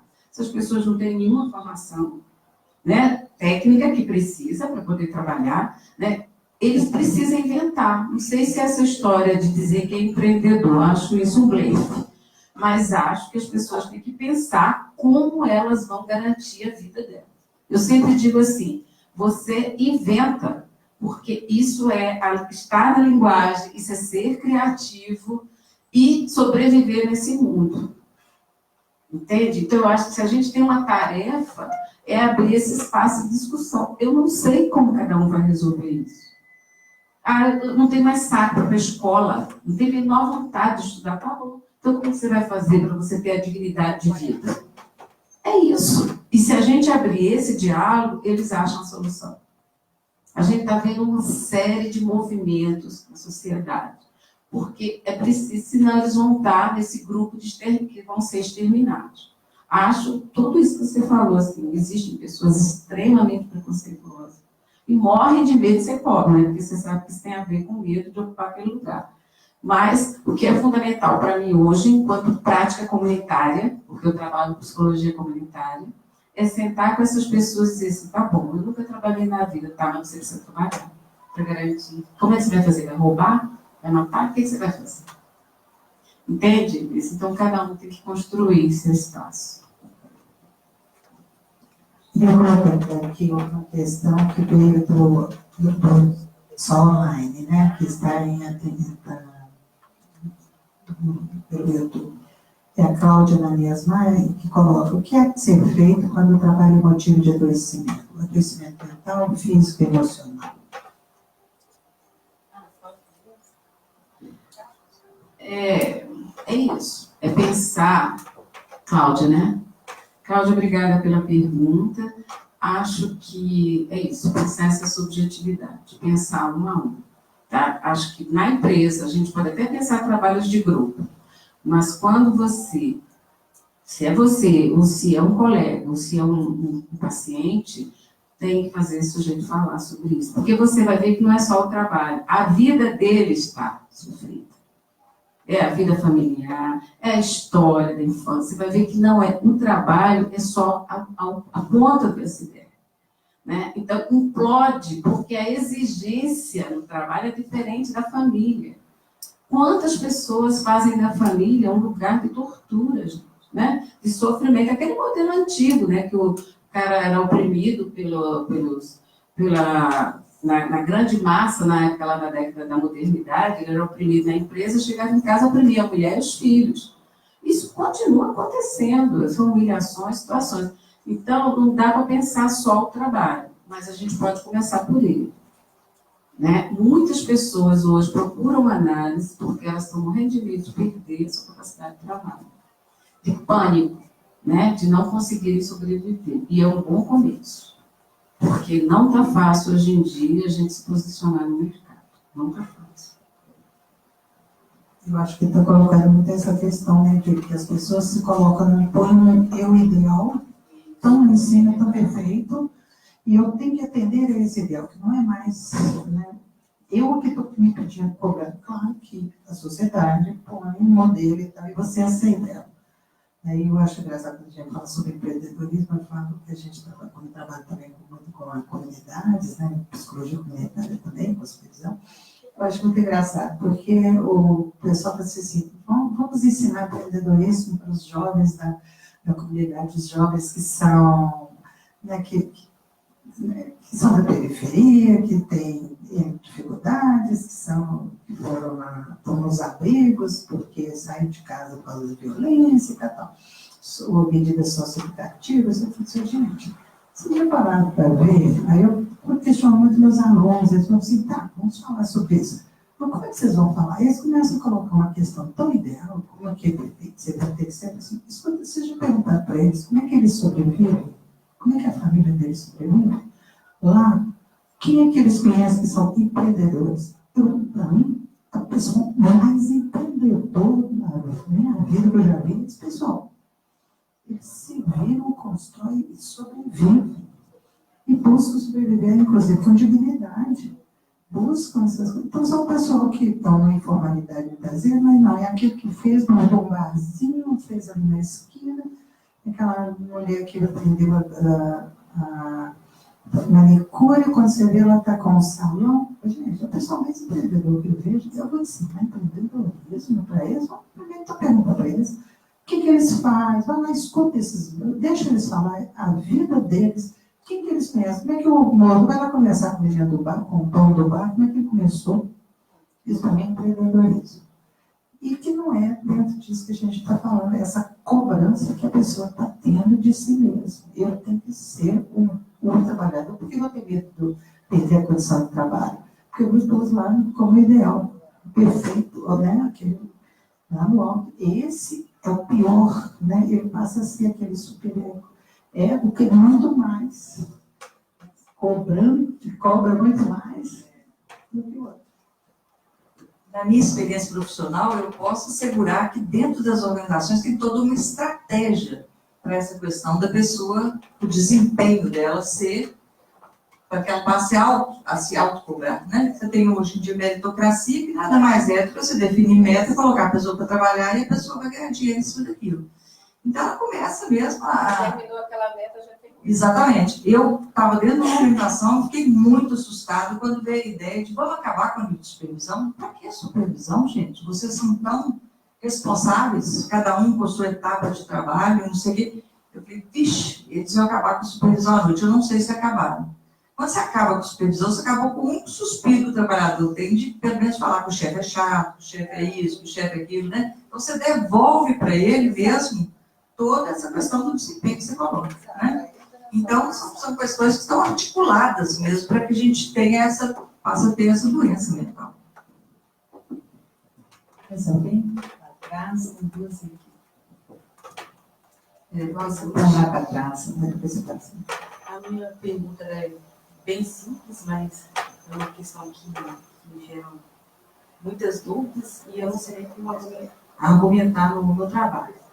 Eu queria saber o que a gente passa boa parte do trabalho, lá também a gente constrói a subjetividade, faz parte do nosso processo, a gente tem várias questões para ser trabalhadas, né?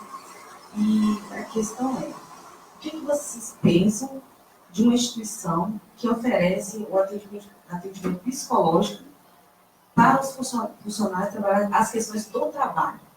Como que vocês veem isso? Porque eu falo que eu procurei o atendimento, né? Só que o foco é esse, mas a primeira coisa que a acadêmica me falou foi: ninguém procura aqui para falar questões do trabalho. Por quê? Porque gera um certo medo, e eu fui até orientada pela supervisão que podia gerar conversas, digamos assim, no RH e tal. Foi a primeira coisa que eu cheguei lá, do estudante falei. Você sabe o código de ética, né? Então, não pode sair daqui, ontem vocês vão discutir nosso caso. Então, o que vocês pensam sobre isso? Essa oferta que a instituição faz? Eu vou te responder, porque eu tenho uma posição muito rígida sobre essa questão, sabe? Eu acho que o psicólogo, para atender clinicamente, ele não tem que estar dentro da empresa, de jeito nenhum. Eu acho que a empresa tem uma figura do assistente social, que socorre aquelas questões mais emergenciais, sabe? Então, ele é acionado, e é muito interessante, tem amigas da época do trabalho, né? E elas são extremamente práticas. O cara está com problema financeiro, ele já me dava os cartões, rasgar a cor, tá? Eu falo, que loucura, né? Quer dizer, nossa posição enquanto psicólogo clínico não é essa. E eu acho que você tratar o problema do seu trabalho tem que ser numa clínica e que está fora do trabalho. Aquele psicólogo que está lá dentro, ele é pago pelo patrão. Então, eu acho que, assim, o compromisso dele é com a produtividade. Sabe assim? Por isso que eu digo, dentro do meu universo, eu conseguia fazer alguma coisa de desenvolver as pessoas, etc., para a vida, né? Mas a minha premissa era que primeiro eu tinha um compromisso com aquele patrão. Mas quando eu falo, quando a pessoa não se adapta, né? Você também falou uma questão do trabalho, acho que se não tiver identificação com aquilo que você faz, é muito difícil. Sabe assim, eu como trabalhei em culturas muito, assim, agressivas até, ou a pessoa ama ou odeia. Não tinha jeito de ter mais ou menos meio termo lá. Eu acho que você ficar naquele trabalho, que você está 8 horas por dia, como você disse, sofrendo, não tem jeito. Eu acho que você tem que descobrir dentro do trabalho o que é que tem de bom para você ali, o que é que você pode contribuir ali, para poder você ir fazendo essa troca. Senão não tem jeito. Então, essa questão Do atendimento clínico dentro da empresa, para mim, é de jeito nenhum. É de jeito nenhum. Deixa eu só fazer um comentário, porque eu aproveito todas as oportunidades, sabe, Lisa? Eu acho que aonde tiver um profissional, a gente não pode perder. Porque assim, está difícil pra caramba. Eu vejo assim, depende da pessoa. Se ela acha que ela tem a ingenuidade de que ela vai tratar o sujeito para que ele produza eficazmente, pode. Mas se ela for uma pessoa interessante, esperta, como a Ana já falou que ela produziu pra caramba no período dela, você vai ouvir sim aquilo ali. Você vai ouvir e vai encaminhar o sujeito. Você vai dizer, entendeu? Eu falo igual a psicologia no Detran, quando você vai fazer carta de habilitação, a carteira de habilitação é a primeira vez da grande maioria das pessoas tem acesso a um psicólogo. E se lá aqueles profissionais do Detran soubessem disso, eles aproveitavam para dizer, olha, acho que você está meio nervosinho aqui, acho que você vai procurar alguém. Então, é nesse sentido. Porque senão você perde esses pequenos, entendeu isso? É uma coisa ética. Na verdade, assim. você tem a escuta, mas você tem que sim tratar clínico. Sim. Ele tem que ser encaminhado para Por isso que eu falei que não pode ser uma coisa ingênua. Porque é uma posição política de que eu escuto sim e encaminho. Né? Não é para eu ficar ali fazendo meia boca de atendimento clínico. Mas eu posso fazer um encaminhamento. Não é? Como eu sou muito radical para falar, né? Na verdade, assim, claro, você chega como psicólogo do Movimentação, você é muito procurado e as pessoas falam muito com você sobre as angústias dela no trabalho. Por exemplo, aquele chefe é assim, aquele chefe, você quer lá, e você tem um compromisso ético mesmo de não sair falando, fulano veio lá na minha sala e me contou isso. E claro, você, como está trabalhando no desenvolvimento das pessoas, você vai costurando para você identificar o quanto aquele chefe está realmente causando problema, etc. E você fazer uma intervenção ali. Isso aí acontece, né? Mas não quer, quando eu fiz a eles, era assim, você quer um tratamento para você resolver as suas questões com o trabalho, não é ali. Né? Assim, agora, das questões inerentes ao trabalho, isso aí é óbvio, isso aí aparece, não tem como não aparecer, né? Eu me chamo Cristiane, e na verdade não seria nenhuma pergunta. Seria uma coisa que eu gostaria de estar colocando para a gente poder pensar sobre ela também. A Ana falou sobre alguns fatores, né, apontou alguns fatores que ocorreram mudanças históricas, mudanças no processo de trabalho e que pode contribuir para o adoecimento. E aí eu fiquei pensando aqui, quando você disse isso, Ana, a respeito das mudanças que nós estamos tendo agora das leis trabalhistas, que inclui a questão da aposentadoria e que é, assim, assustador para muita gente. Para alguns nem tanto, mas para aqueles que estão mais velhos, mais próximos de aposentar, pensam muito.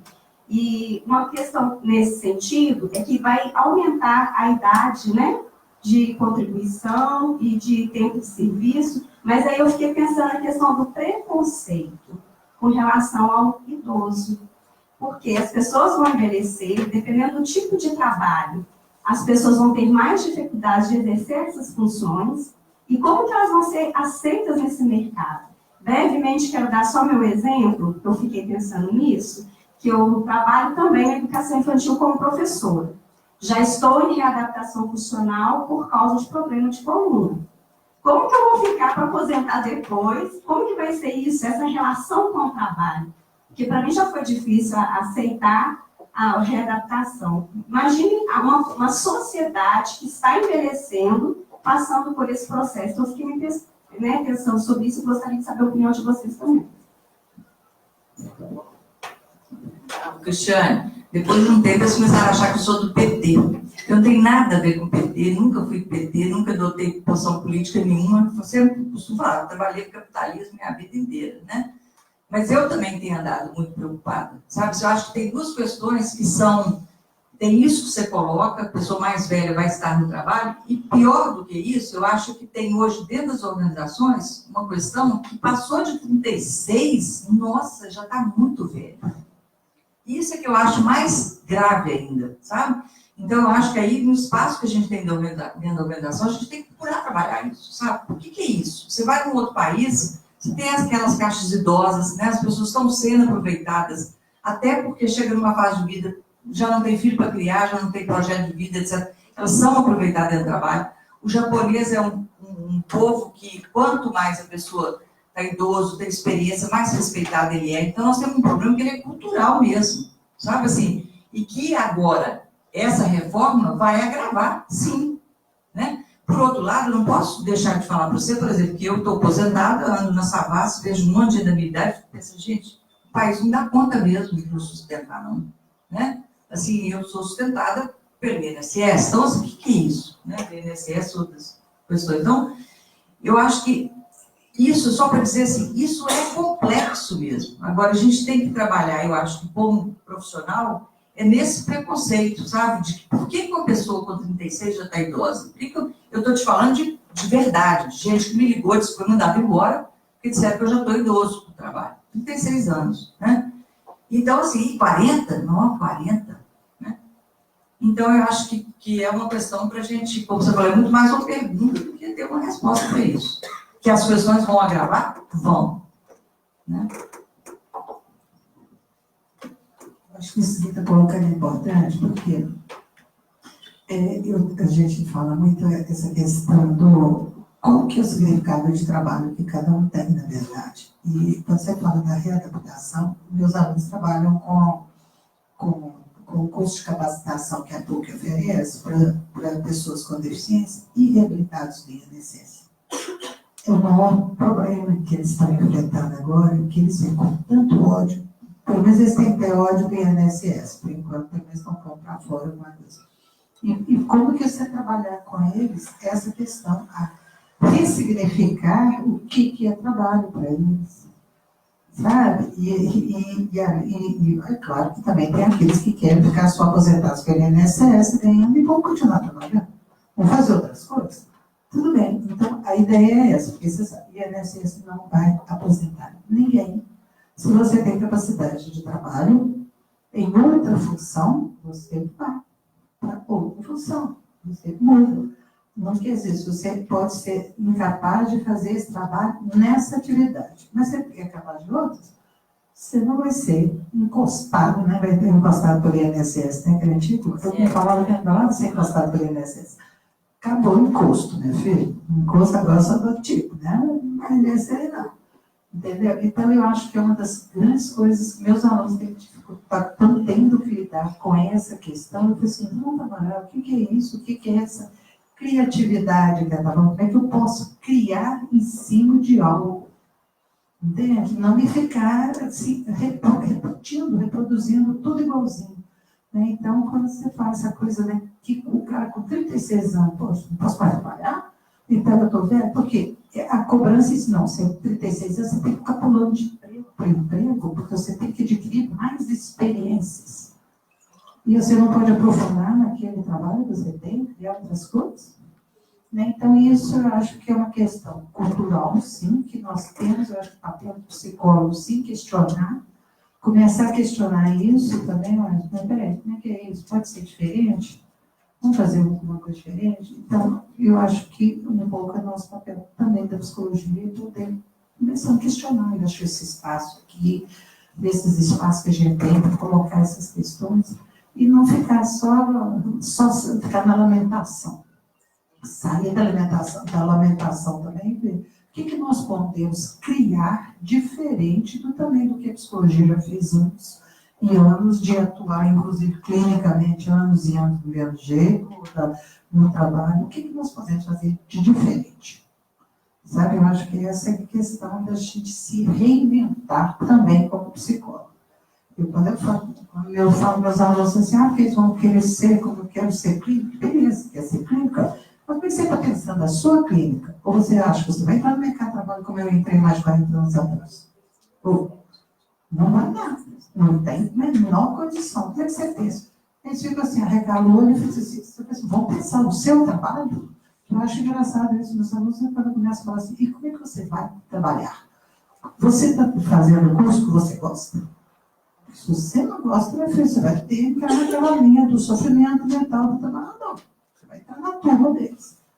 Como você vai trabalhar com o que você quer? Como é que você está construindo isso? Como que você quer montar a sua clínica?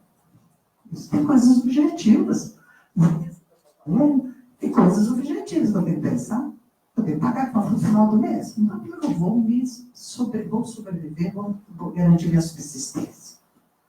Né? Então, eu acho que essa é uma questão importantíssima, sabe?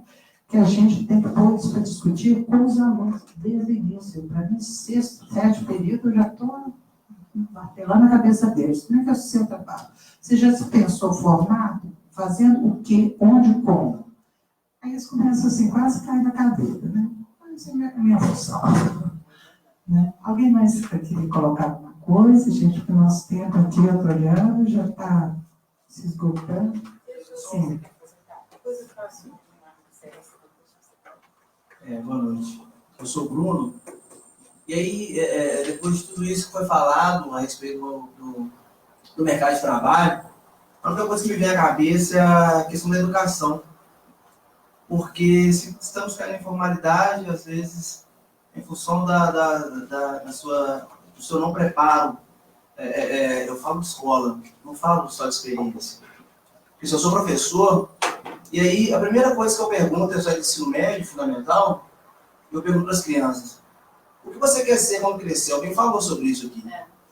E está impregnado na cabeça das crianças, como na minha, que o trabalhar para ser um médico, ser um advogado, mas não cair falando de empreendedorismo, que eu acho importante, só que não pode cair nessa falácia de tudo é empreender. Né? Senão você cai naquela assim, não, vou aproveitar desse sonho, eu vou escravizar. Só tem a parte da pessoa que fala assim, não, eu vou empreender e passa 10 anos, a ex-criança está com uma rede de lojas. Você não pode também colocar essa questão de usar disso para escravizar, mas também você não pode escravizar a criança do lado de você empregado. Né? Você falou que se você trabalhava lá, que para além de ajudar o funcionário, você tinha que cumprir seu papel, que era de aumentar a produção. E aí a pergunta vem, além de tudo isso que está acontecendo, das confusões que têm acontecido no mercado de trabalho, que para mim são uma confusão. Vou empreender, eu vou ser empregado, funcionário público, vou ficar o resto da vida tranquilo, não vou aposentar agora. Vai mudar. Vai mudar. O que vocês acham do papel da educação nesse emaranhado? O que pode ser mudado? Hoje, conversando com uma criança, a pessoa não quer fazer faculdade. Criança não adolescente. Eu falei, perfeito. O que você quer fazer? Eu trabalho com meu tio na oficina mecânica. Eu abro uma mecânica. E aí? E aí os outros colegas ouvindo disseram, não, isso é doido. Em vez de falar para o cara estudar, ele está falando para ele abrir uma oficina mecânica. Talvez vai ganhar mais que o professor, mais que o advogado, mais que o médico, enfim. Aí você tem que saber qual é a posição de vocês em relação a essa questão da educação que ainda assim preocupa a cabeça do brasileiro. Quero juntar com a sua e começar por aí. A gente está trabalhando a socialização das pessoas e a educação familiar e a escolaridade fundamental. Essas são as bases para constituir a sociedade. Eu recebo uma série de informações da minha família. Se essa família falha, está falhado. Eu vou ter que me virar. Se a escola falha também, aí eu tenho dois problemas. Eu posso ter um, posso ter os dois, enfim. Acho fundamental você falou da educação. E aí eu quero pegar o gancho do que você falou. Quando eu falo da gente ouvir caso a caso, situação a situação, e ao mesmo tempo pensar o que o Estado vai fazer, quando a maioria absoluta da sua população é pobre, tem uma precariedade de formação, tem uma grande dificuldade de se adequar ao sistema tecnológico, né, social, com os conhecimentos que hoje o trabalho exige. Então, essa é uma questão. A outra é o que é o idoso. Esse conceito temos que ampliar. A idade das pessoas, né, e o que nós somos hoje. Não falo minha idade publicamente, mas eu já estou beirando. E aí eu não penso essas coisas de, né, o que é que eu vou fazer daqui a uns anos? Eu vou trabalhar, vou produzir. Mas tem muitas pessoas que contam para parar com esse esforço interno, né, de chega, eu quero descanso. Literalmente as pessoas dizem, eu quero ter sossego, porque o trabalho foi muito penoso. Então eu volto para a questão da subjetividade, a gente tem que ver caso a caso. Tá? Não vou discutir políticas públicas, não, porque senão a gente se perde aqui. Mas para te dizer isso. Quanto aos... Eu só queria colocar o seguinte, que essa questão, quando eu falo do idoso, eu não estou falando nem do idoso em si, não. Porque muitos de nós queremos sim continuar trabalhando. Não, muitos não querem. Mas eu falo assim, a questão não é nem essa que eu coloquei. Eu quis colocar o seguinte, é que a cultura nossa não está preparada para receber essa pessoa nesse mercado, para mantê-la. Porque aí eu ia falar do jovem. Porque, veja bem, como é uma experiência 1 a 1, eu tenho pessoas mais velhas, extremamente bem adequadas ao mercado, e tem jovens também, como tem jovens extremamente desadaptados. Não é? Que não vai ter emprego que chegue para ele, porque ele não dá conta da angústia, desse ideal que ele procura, que nunca vai ser atendido. Então, estar velho aos 36 anos ou 40 é uma contradição com a tese de que hoje em dia se envelhece muito civil 100 anos, gente. Já estão passando dos 100 anos. A ciência está nos proporcionando isso. Então, como ficar, né? Como lidar com essa contradição? Então, assim, volto para a educação, acho que isso é uma desinformação generalizada. Acho que os empresários hoje estão apostando de uma forma perigosa, porque eles não querem nenhum compromisso trabalhista, mas eles também não têm um empregado fiel. Eles não têm uma capacidade de garantir que amanhã ele vai ter a pessoa para trabalhar, que ela não vai te derrubar, vai fazer o trabalho direito. Então, eu acho que isso é um grande risco que a gente está vivendo hoje em dia, essa fantasia de empreendedor, que a maioria dos brasileiros de classe média tem. Entende? Então, acho que tem um monte, vocês dois fizeram perguntas muito, muito densas. Mas eu queria dizer isso, que as pessoas que estão doentes é uma coisa, o idoso é outro, o jovem é outro, sabe? E cada situação, e o professor é outro. Tá certo? É isso. Gente, eu estou vendo aqui nosso horário está encerrando aqui, né? E o link de todos os encontros que tem do Psicologia em Foco, eles estão disponíveis como, né, no site, né, do próprio CRP, vocês têm acesso a esse, a qualquer um, retomar qualquer um dos temas, né? Só quero lembrar que o próximo 30 de outubro vai ser avaliação psicológica, né? O instrumento a serviço do atleta, como eu já falei. Então, eu queria agradecer. Para mim, eu achei assim, a mesa super interessante. Eu ficava mais meia hora, 2 horas, ou pelo menos aqui, discutindo questões aqui que são pertinentes, né, que a gente tem no dia a dia, que a gente tem, nós temos filhos, netos, sobrinhos, essa pessoa toda que estão vindo aí, que a gente é incomodado, né? A gente tem que criar, e temos os nossos alunos também, né? A gente que está nesse papel, né, nessa função, como você está falando, como, né, ajudar essa pessoa a pensar, né, a ser um pensador da sua vida. Isso aqui é a grande coisa, e não ficar, vai fazer isso, vai fazer aquilo, não. Isso que estão falando, se empreendedor é bom para você? Não. E se não for bom para você? E se para você ser mesmo um empregado na empresa, e daí qual o problema disso? Como é que eu vejo o trabalho para mim? O que é que isso... Eu pensar sobre isso. Que eu acho que as pessoas estão indo sem empurradas, né? A gente não virar uma geração, né, do cansaço, como, né, a sociedade do cansaço, aí, como o Chourão está falando, né? Eu sugiro esse livro, muito interessante para a gente reler e pensar sobre isso. Então, eu queria agradecer a vocês, agradecer a Marisa pelo convite, né, que Marisa, né, nossa colega ali, que indicou, né, a culpa não é minha, o e-mail foi ótimo, foi a melhor lembrança que ela teve, Valéria, ter se deslocado, né, lá do seu estado, né? A gente mora para aqui, né, agradecer sua presença, né, suas contribuições, eu acho que só contribuíram, porque é uma vertente de outra, e a gente vê como que as coisas, na verdade, complementam, não existe essa coisa, né, tipo, ou é isso ou é aquilo, não, né? Tem uma região aí cinza que a gente tá, tudo não é só preto e branco, tem muita coisa cinza no meio do caminho.